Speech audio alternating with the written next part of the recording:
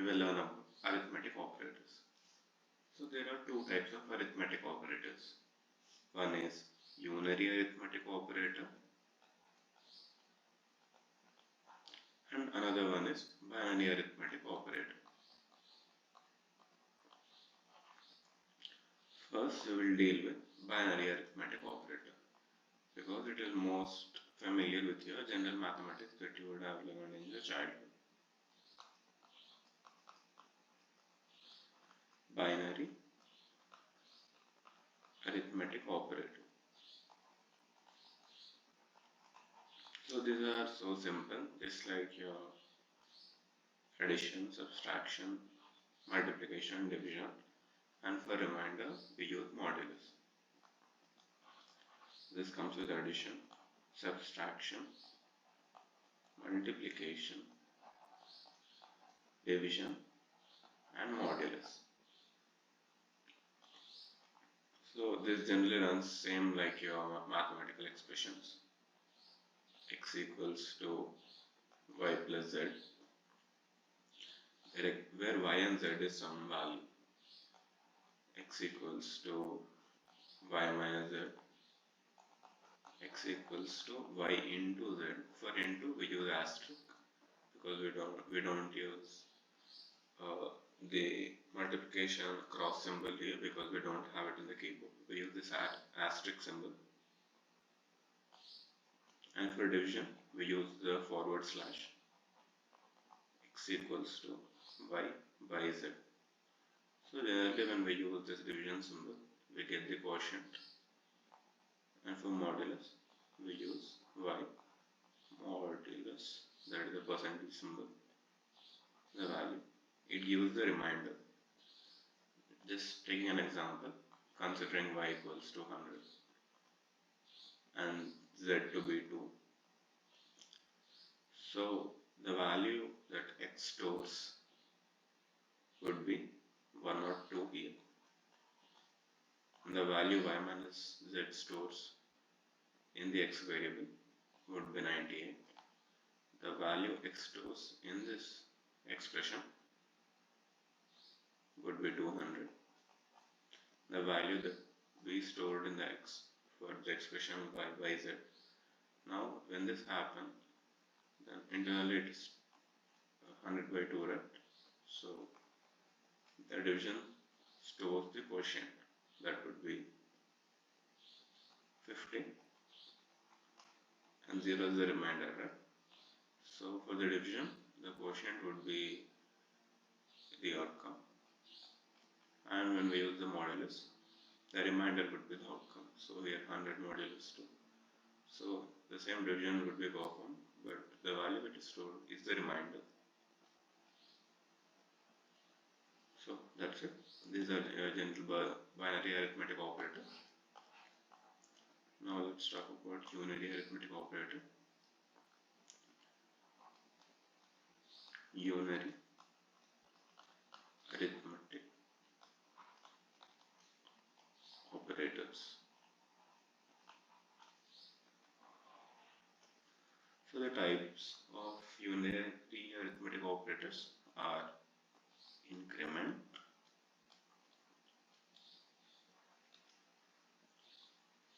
decrement, unary minus, unary not,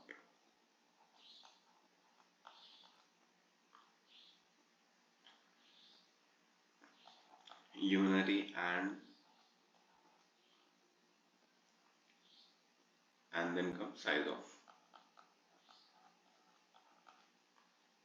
So what is an increment is? It's a symbol of two consecutive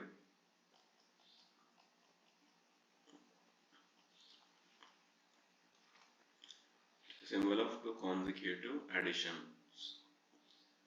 Decrement is the symbol of two consecutive subtraction symbols. And unary is the single negative symbol or the subtraction symbol. And for unary not, it's the exclamation mark considered as a not symbol. For unary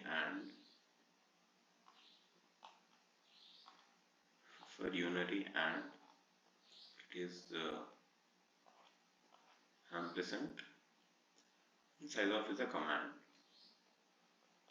So generally after writing size of, we use the respective variable. So now let's get into the details of this all. What exactly plus plus is? Now let's talk about increment and decrement. So how exactly do these run? Let's consider an example here. Let's consider x to be holding a value 10. So generally in the programming languages, we get many instances where we need to increase the value of the variable by 1 or decrease the variable by 1. So we generally get to see this in the loops, which we will learn in further classes. So generally this is the basic scenario where you need to confidently update your value by a constant. Mostly it might be 1. So if we want to increase the value of x, generally what we do is x equals to x plus 1, right? But instead of using this, we can increase by writing this increment operator. So this is the increment operator symbol, and then the variable which we want our value to be increased by 1.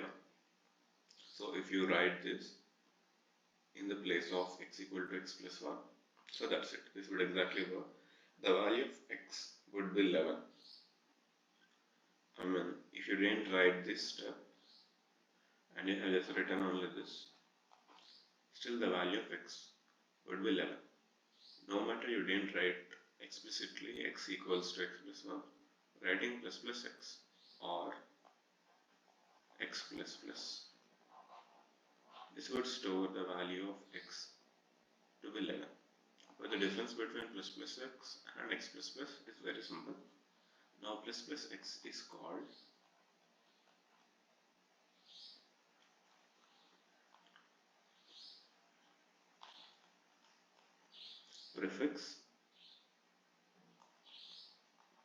prefix increment, and for x plus plus we call it as postfix increment.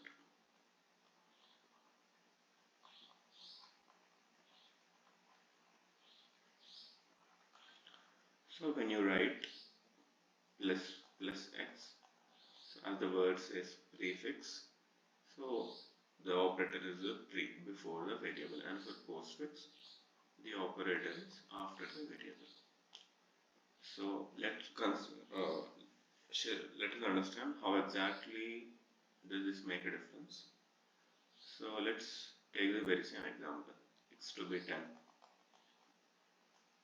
and let's store the value of plus plus x in a variable called y. And once again we'll store the variable value of x in the next step. And same for the x plus plus for the postfix increment. We'll take the same example. Now these two are different scenarios, so don't mix them up and get confused. And we'll try to store the value of x plus plus in the y in the next step, and then again in the z in the next step. So first let's understand the prefix increment. So in this step, the value of x will be 10 because we have initialized the value of 10 to the x, right? In the next step, when this step gets executed, the value of plus plus x, that is instantly, this would similarly work as the expression x equals to x plus 1. So now the value of x is changed to 11. So the 11 gets stored in y. So the value of y at this instance is 11. Similarly, in the next step, as the value of x is changed to 11, so in the next step, the value of z is also 11. Whereas in the postfix increment, here the value of x is 10 because we initialize the value 10 to the x. And in the next step, the difference between prefix and the postfix increment is once the plus x is occurred in the statement, the changes to the x happen at the very same instant. That is, this performs as x equals to x plus 1 at the very same instance when the plus x is read by the compiler. But for x equals to x plus 1 runs internally after the execution of x plus, which means that at this very same instance, the x doesn't show the changes.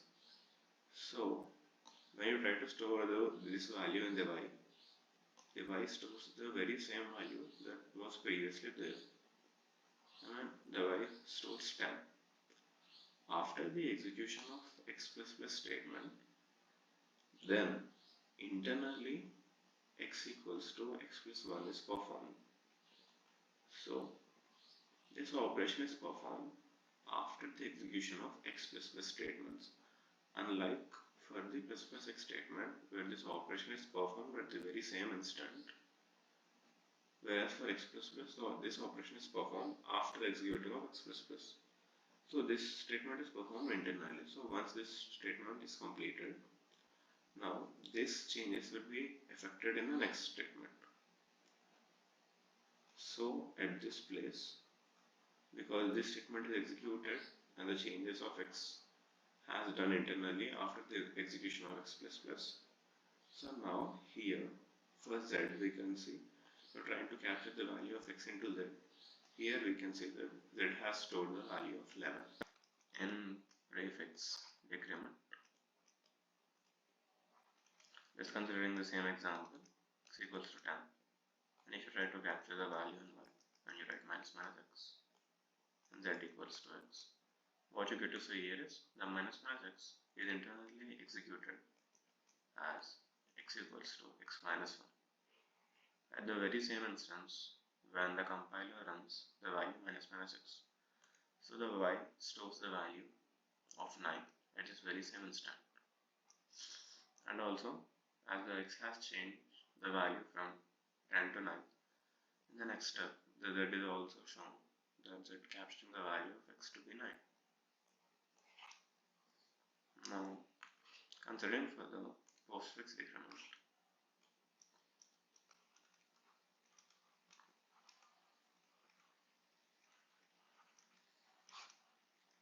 considering with the same example x equals to 10 and storing the value of x minus in the y and z equals to x.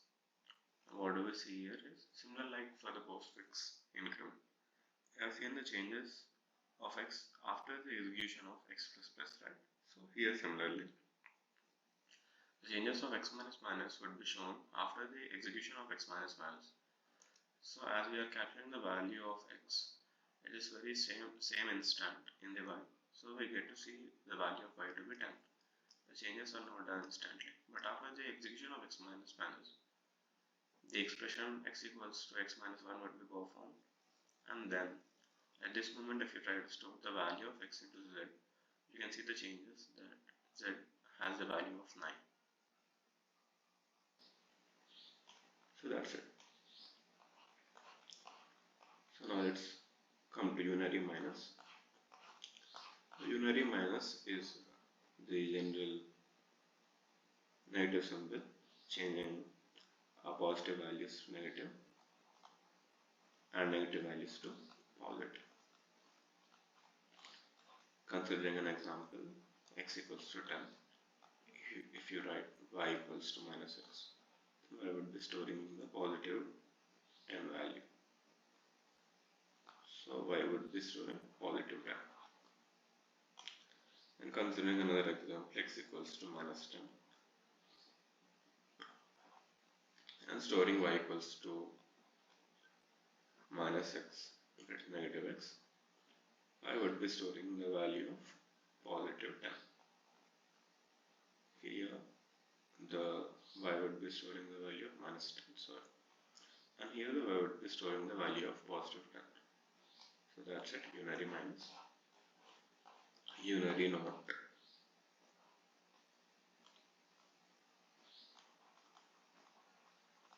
Unary not. So it changes the value. It manipulates the value.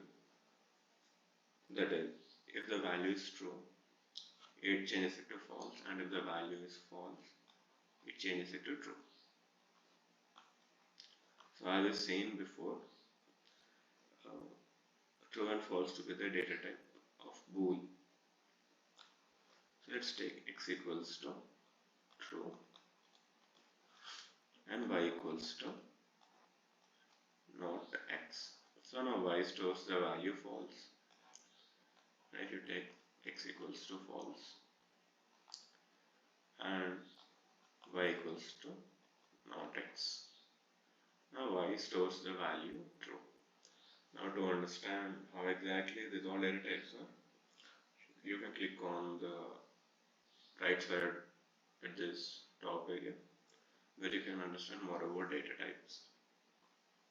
So I am not writing exactly the data types here, but if you write these in the programming language, then it's better you write the data types for the variables, and don't forget the semicolon marks that is required at the end of every statement.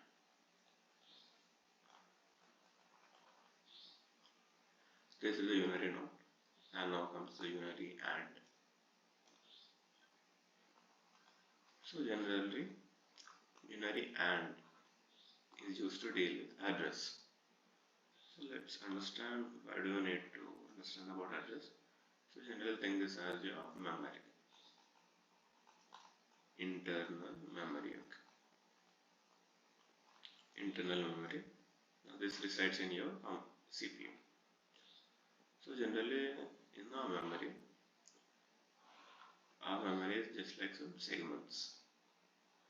Now just like our houses have our addresses, similarly every memory has some address, because if your house doesn't have an address, then no one can come to your house, right? They can't find out your house. So in order to find a specific location in your CPU for the memory segments, every memory has some address. Let's consider this address to be this 998,000,002. Now this can be random, okay? You don't need, there isn't any rule that the memory address should start from 998. So these are just to refer that this specific location has an address of numerical value 998. So in the programming language, when you write int x equals to 10, now it's an integer type, right? So what does it happen is, now this might get stored into some memory location, and we refer it using the variable x. But internally, this is actually stored in a memory location that has an address of 998. Now in order to use the address, we write it as y equals to ampersand of x. But here there is a small glitch, that is, not every variable can store the addresses.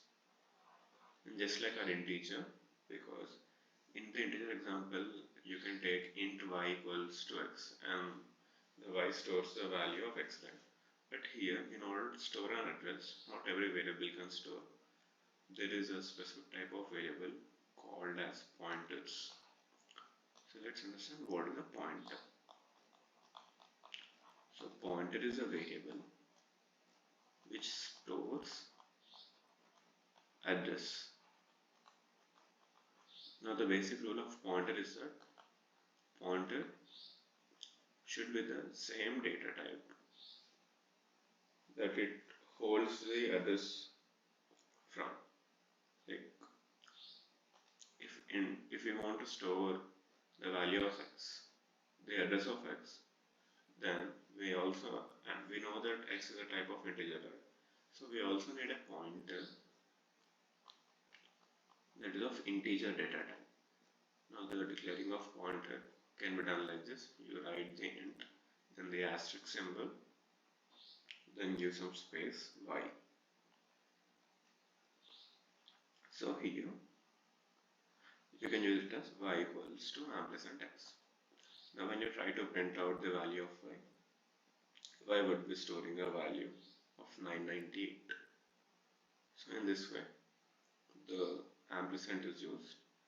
So in order to store the address, you need to use a pointer. And also the ampersand can be called as reference operator. So now let's discuss about this unity operator, size of. Size of is generally a command which returns the size of the variable that we are using. So it's generally like if we are using the value int x equals to 10 and the command size of, we write out the variable name inside the braces, then you get the output of the size of the variable, and because it is of integer type, you might get the value as 4 if you are running in a 32-bit or 64-bit compiler. Now the size doesn't depend on the variable, it depends on the data type of the variable. I mean, if the very same x is declared in the form of float x, then the size of x would give an answer of 4 for 32-bit and 64-bit compiler. But if you declare the very same size, if you declare the x under the data type called double, now the size of x would be given the output of 8. So the size of generally gives the size of the variable. Now our difference is the variable being assigned to the kind of the data type. So to see the important data types, I have in a small link at the right corner of my video above. So that's it. Now if you want to understand more about operators precedence and operator associativity, please follow the next videos. Thank you.